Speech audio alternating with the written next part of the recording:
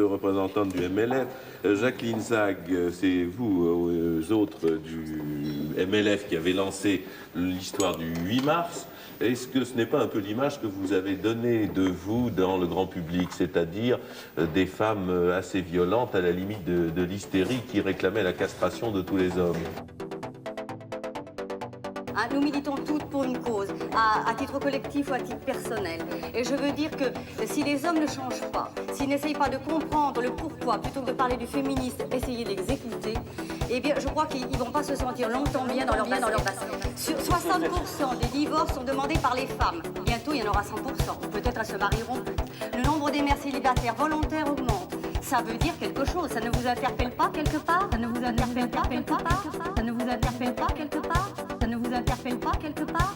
C'est une date historique. Les ouvrières new-yorkaises sont descendues dans la rue pour obtenir d'avoir les mêmes salaires et les mêmes temps de travail que les hommes. Est-ce que ce n'est pas un peu l'image que vous avez donnée de vous dans le grand public, c'est-à-dire des femmes assez violentes, à la limite de l'hystérie, qui réclamaient la castration de tous les hommes? Non, je crois que c'est l'image que les médias, c'est-à-dire des gens comme vous, ont voulu donner du MLF. Vous voulez en venir exactement? Que le féminisme n'a aucune chance et je pense qu'on va l'enterrer. Et c'est à vous d'en décider. Ah bon,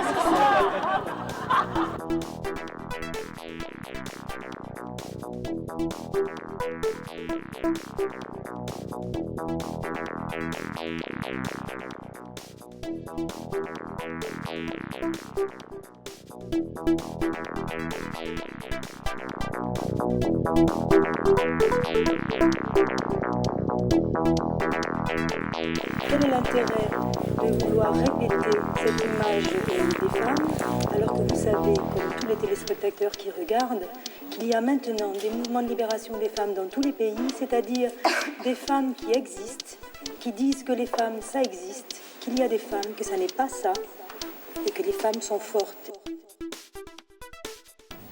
Et que les femmes sont fortes. Et que les femmes sont fortes. Et que les femmes sont fortes. Ce n'est pas parce qu'elles sont fortes que ça va priver les hommes. Elles sont fortes, ça n'enlève rien à personne, ça apporte. Moi, ce que je pense, c'est que si on fait un combat tous ensemble, il faudrait également que les hommes participent.